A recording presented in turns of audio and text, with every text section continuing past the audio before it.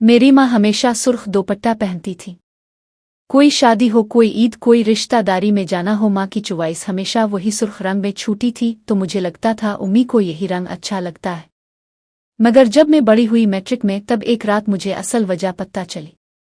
अबू और माँ के दरमियान पहली बार मेरे सामने इतनी बड़ी लड़ाई हुई कि माँ रो पड़े।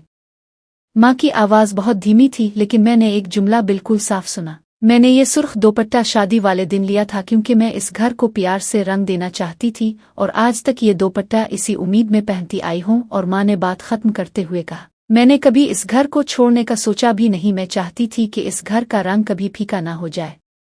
इस रात मुझे पहली दफ़ा महसूस हो अम्मा के दोपट्टे की वजह एक फैशन नहीं थी, एक मजबूरी नहीं थी, एक याद थी। वह सुर्ख दोपट्टा इस घर की मोहब्बत को बचाने की आखिरी निशानी था। कुछ महीनों बाद अबू ने वाकई अपने आप को बहुत बदल लिया। उन्होंने माँ के साथ वक्त गुजारना शुरू किया, माँ की छोटी छोटी बातें सुनना शुरू की, और फिर आहिस्ता आहिस्ता घर का माहौल नर्म होने लगा, जैसे सुर्ख रंग आहिस्ता आहिस्ता दोबारा घुल रहा हो।